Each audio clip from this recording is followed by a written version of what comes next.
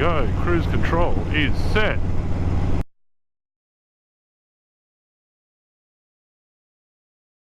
G'day YouTube.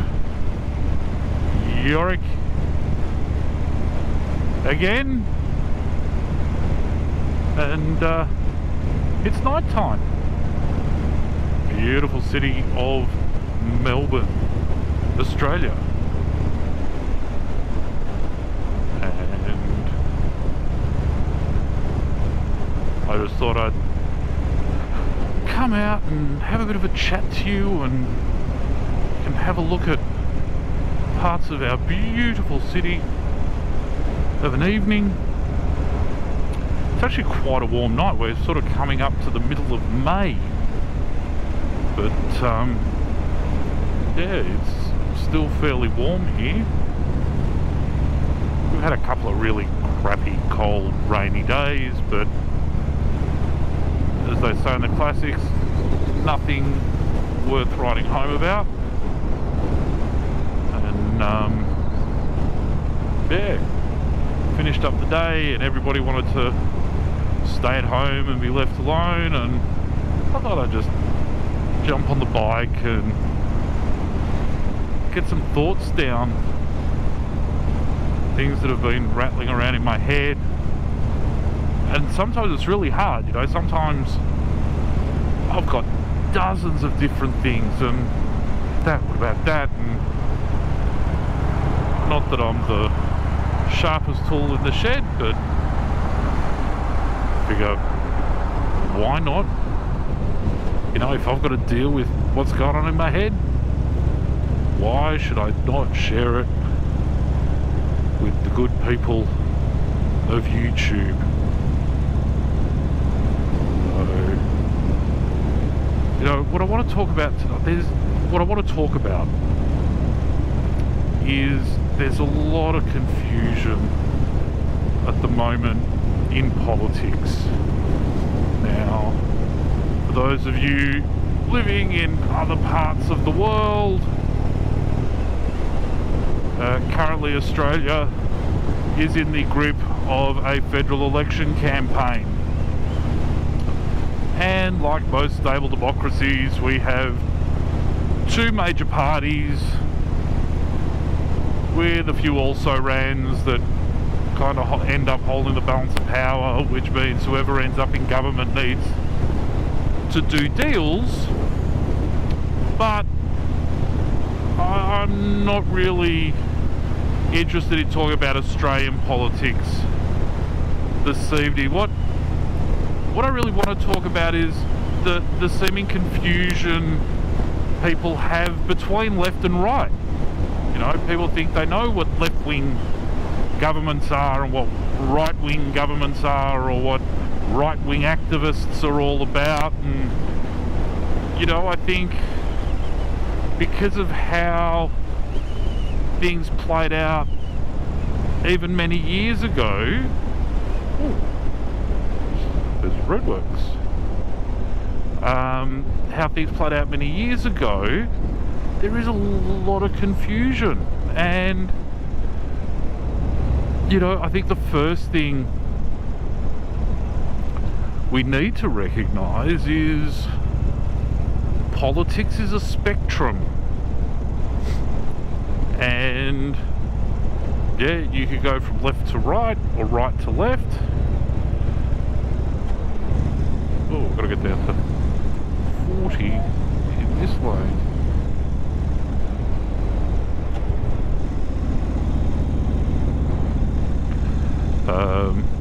This is interesting.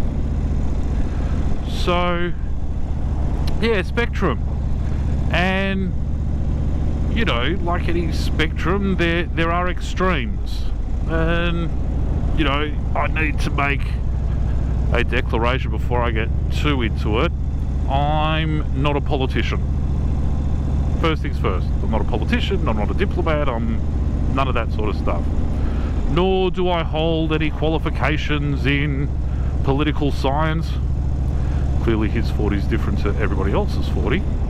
I don't hold qualifications in political science or anything like that. It's just, you know, read a lot over the years and observed a lot over the years, and I find it disconcerting that people don't seem to understand where those extremes are and what it means to be in the middle. I thought we'd just have a bit of a chat about that. So, most people think they know where the extreme left is. Most people honestly think the extreme left finishes at communism, right? Where the state owns all the means of production and distributes the wealth, or, as history has proven, the poverty and the misery in equal portions amongst the population, except for the ruling elites. Which is why you had countries like communist Russia and all those European Eastern Bloc countries, you know, countries like Venezuela now, where the people are literally starving and dying in the streets from starvation because the ruling political class has even destroyed all the means of production. I really don't understand why I'm in one lane here, but I'm sure we'll find out eventually. So, people think that's the extreme left, and then people think that they know the extreme right, being fascists, which is, you know, the Nazi party of 1930s Germany was a party of fascists. And, you know, you really need to know what fascists are, you know. And how do fascists end up on the right? Do they belong on the right? Do the communists belong on the left? Well, you know, if nothing else, the mere fact that fascism and communism are so closely related, would it not be reasonable to assume that they should be at the same end of the spectrum? Right? Because effectively fascism is communism with a totally nationalistic bent. Right? Communism is where the government basically controls all the production and the wealth. Fascism is where they control all the production and the wealth, and then on top of that they effectively get to decide what the perfect citizen looks like. And we sort of get that from 1930s Germany. You know, if you were a political dissident, if you were Jewish, if you were a gypsy, you're effectively done away with, because you didn't fit into their box as to what was the right sort of person to be a citizen. So I suppose now is a good time to discuss the spectrum. So, at the far left, the extreme of the far left, you have full governmental control over every aspect of the individual's life or existence. You know, they tell you what you do for work, they tell you 40 again, far out.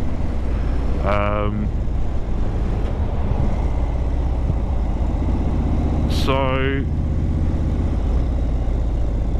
they tell you what sort of work you do and where your kids go to school and all this other really crazy stuff, like every aspect of your life, who you can reproduce with, and, you know, very Orwellian. Never 100. So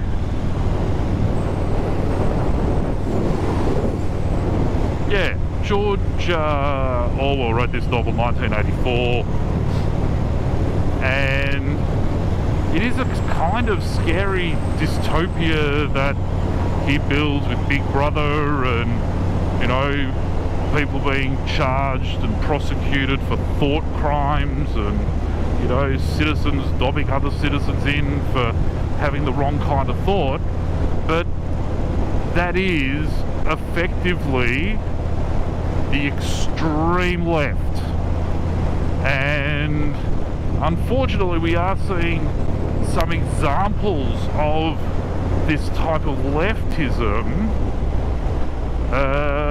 manifesting in corporate America primarily. You know, you've got companies like Facebook who are deplatforming people simply because they don't like the views and opinions that they're sharing, which for a libertarian like myself, you know, I come from a day and age where, you know, free speech meant people were allowed to say whatever the hell they wanted to say. Now, I might not like what they have to say, but if we stop them from saying it, we run the risk of shutting down a whole bunch of others.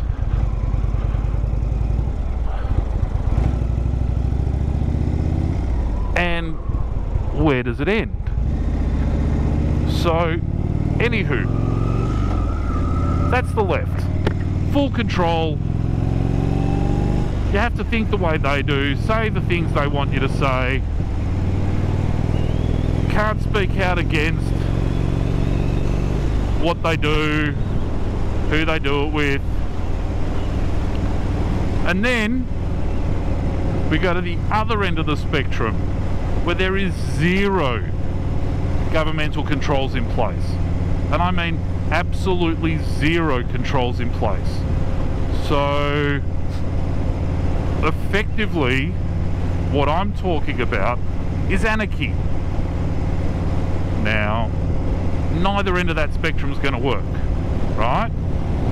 Neither end, because at the far left end you end up brutalizing a large proportion of your population, and you end up with revolution on your hands, because there has never been a workers' utopia survive more than 3 generations, right?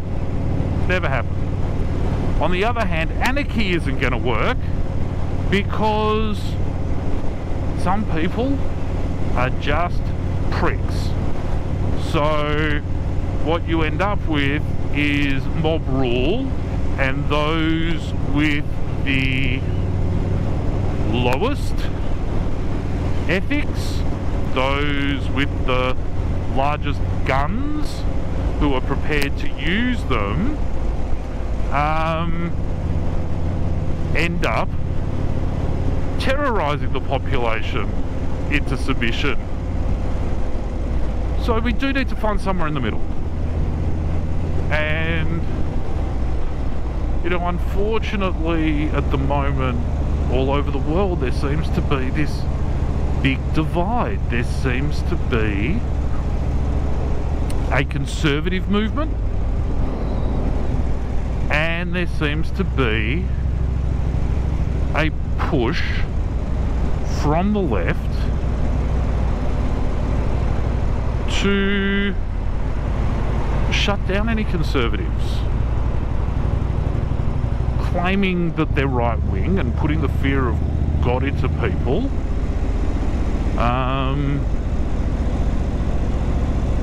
Because they've been told for all these years that the fascists are on the right, and if you end up with going to the right, you're a fascist, when really what you are is an over-exuberant communist, because they're one and the same thing.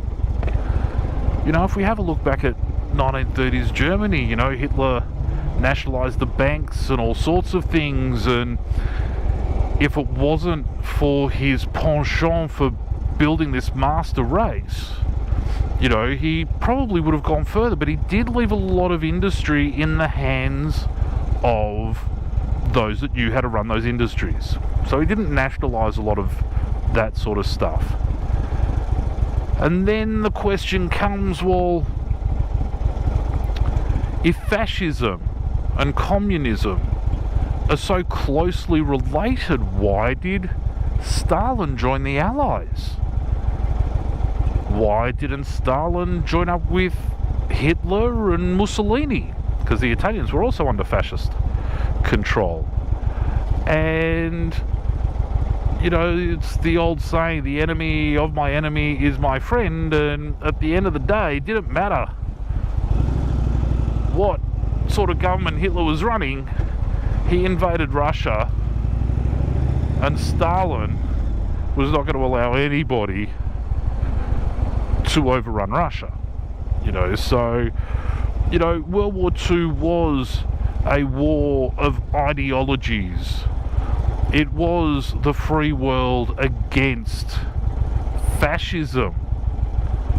And in the end, England, or the United Kingdom, sacrificed its entire empire to save the rest of the world. I think these days we just do not appreciate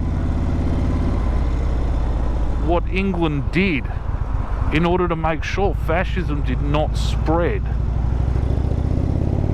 throughout the world.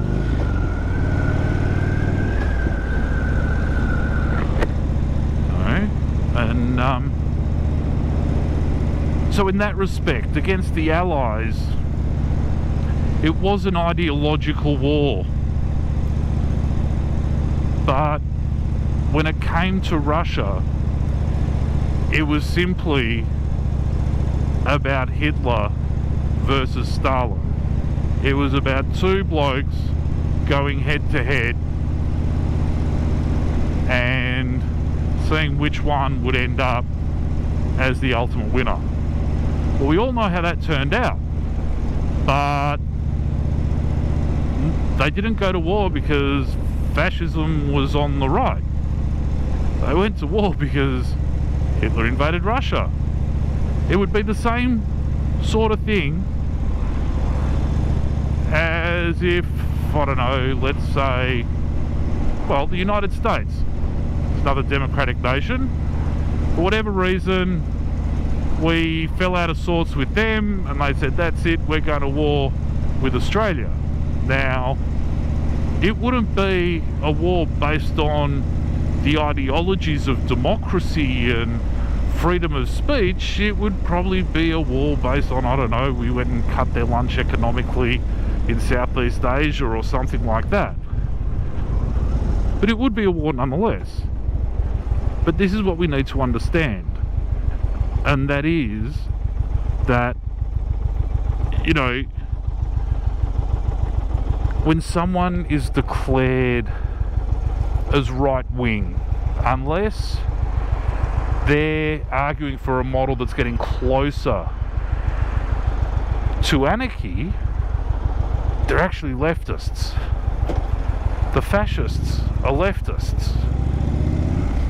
There's a really clever guy by the name of Dinesh D'souza, who I've listened to a lot of his stuff, and he explains it really well. Fascism was actually the brainchild of a little Italian bloke with a surname of Gentile, who was a big fan of Karl Marx.